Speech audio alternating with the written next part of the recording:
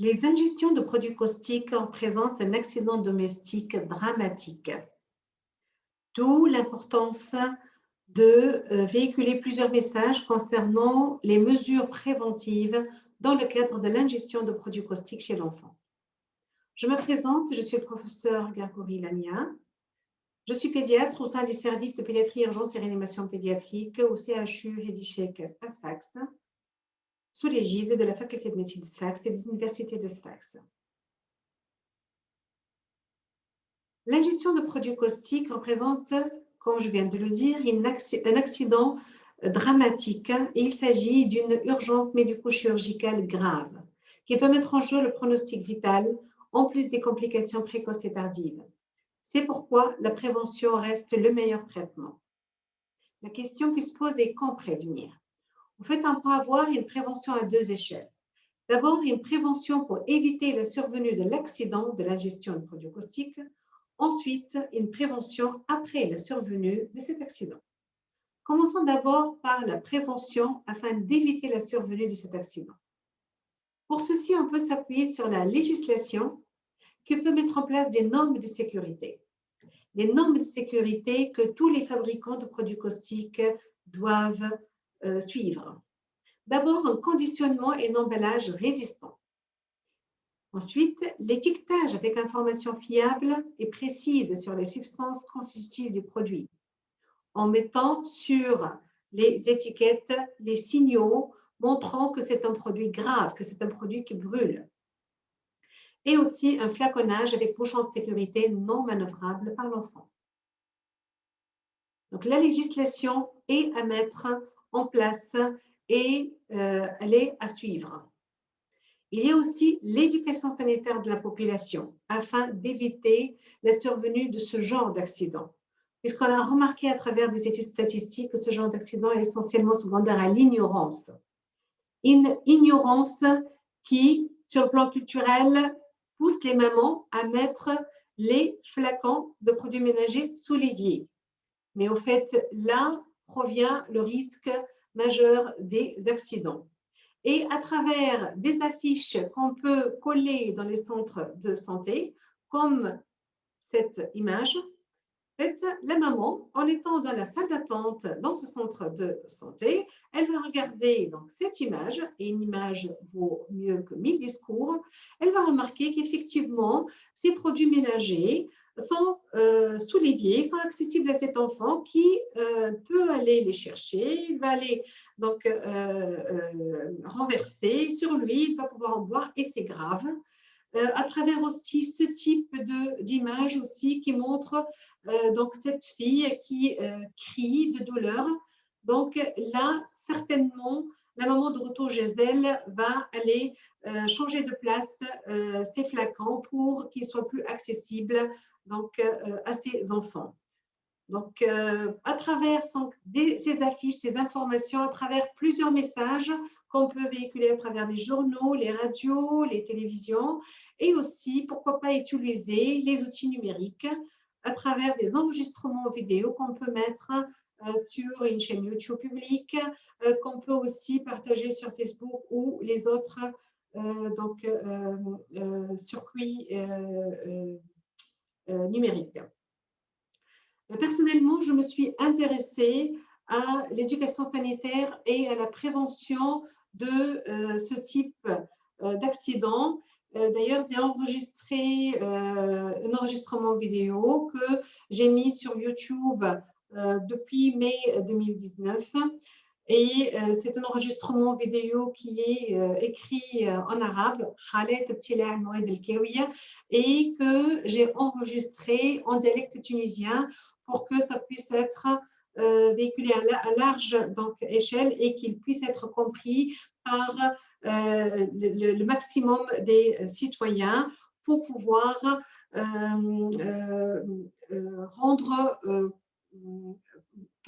pour pouvoir faire prendre conscience aux mamans, aux papas de ce que c'est un produit caustique, quels sont les risques si l'enfant va ingérer ce produit, quels sont les signes, ce qu'il faut faire, ce qu'il ne faut pas faire, mais essentiellement, comment pouvoir éviter ce genre d'accident, comment pouvoir éviter l'ingestion de produits caustiques.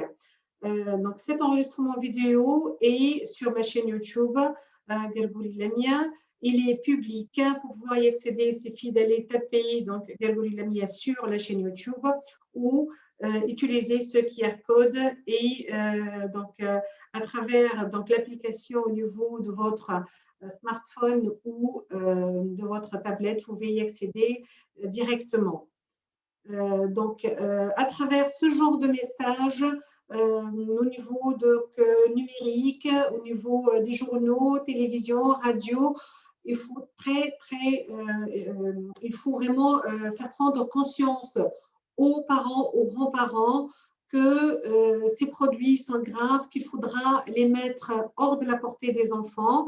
Il faudra les mettre au placard et une étagère vraiment inaccessible. Il faudra fermer les portes de ce placard à clé et essentiellement doubler de vigilance lorsqu'on a un déménagement à faire, puisque c'est le désordre, pendant les vacances d'été, le week-end, au grand ménage.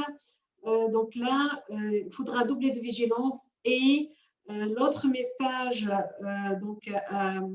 à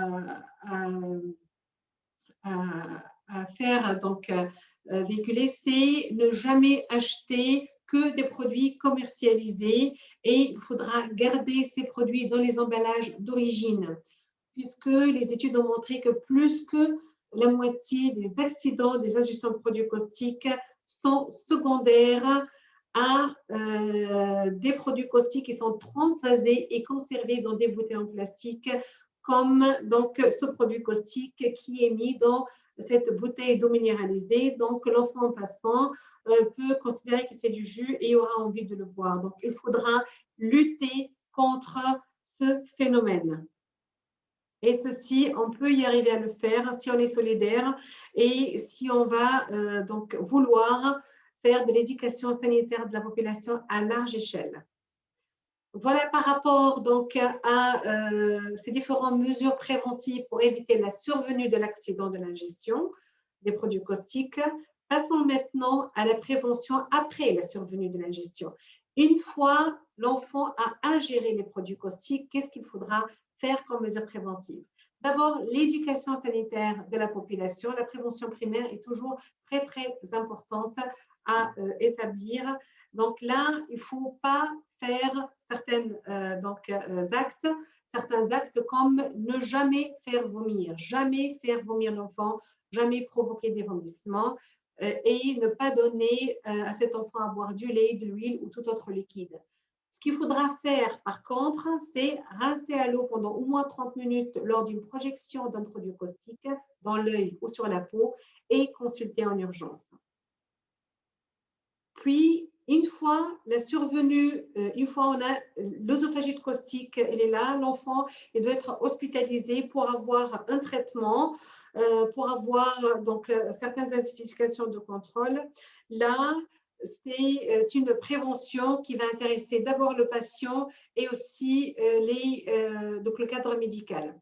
Concernant la prévention pour le patient, là, c'est de la prévention tertiaire, c'est de l'éducation thérapeutique du patient, puisqu'on va expliquer à cet enfant, dès que l'âge le permet, à ses parents, à ses grands-parents, que l'enfant va rester hospitalisé, il a besoin de tel ou tel traitement pendant tel jour, qu'il aura besoin d'un contrôle endoscopique, qu'il aura aussi besoin d'un contrôle par TOGD, qu'il a un risque de certaines complications, qu'il a un risque de sténose.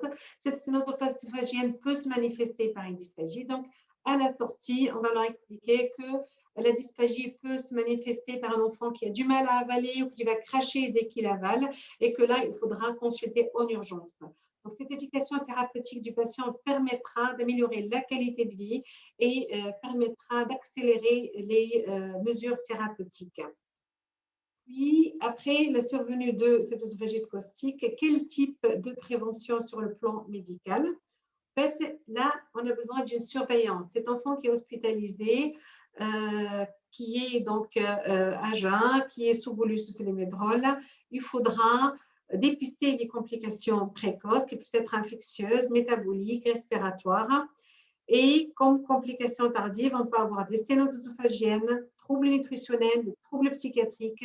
Donc, ce dépistage permettra de dévoiler la complication rapidement et de mettre en place les mesures thérapeutiques adéquates le plus précocement possible pour améliorer l'état de santé de l'enfant. Une coopération interprofessionnelle aussi, elle est nécessaire entre le pédiatre, le gastropédiatre, le chirurgien pédiatre, le nutritionniste, le radiologue, le psychiatre. Donc ça, c'est très important. Un autre élément aussi très important par rapport à la prévention sur le plan médical, c'est de la nécessité d'un suivi à long terme. Pourquoi j'insiste sur la nécessité d'un suivi à long terme? Au fait, parce qu'on a un risque accru de carcinome épidermoïde. Il s'agit d'un risque 1000 fois supérieur à celui de la population générale.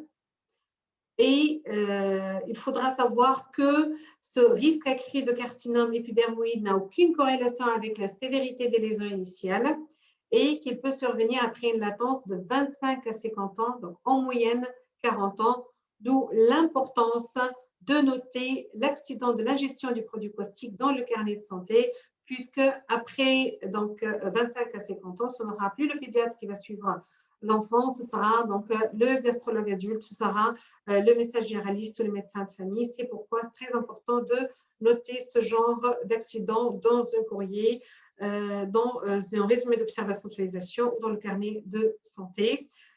Pourquoi? En fait, parce que après un délai de 15 à 20 ans, il faudra absolument établir une surveillance endoscopique pour le dépistage du carcinome épidermoïde. Et là, on est dans le cadre de la prévention secondaire, puisque ce carcinome épidermoïde, il est 1000 fois plus à risque chez cet enfant qui a ingéré, plutôt c'est cet adulte qui a donc ingéré lorsqu'il était enfant en produits caustiques. Il faudra, à partir de 15 à 20 ans de la survenue de cet accident, débuter une surveillance endoscopique et refaire la fibroscopie oso-gastro-duodénale tous les 1 à 3 ans.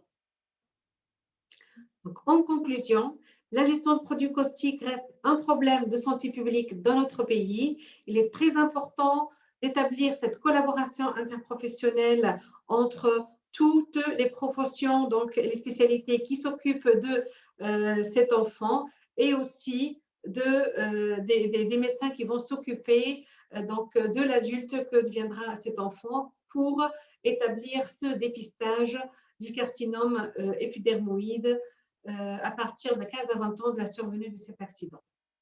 Et bien évidemment, comme on l'a dit au tout début, la prévention reste la meilleure prise en charge de ce type d'accident. Il faudra absolument promouvoir l'éducation sanitaire de la population à large échelle.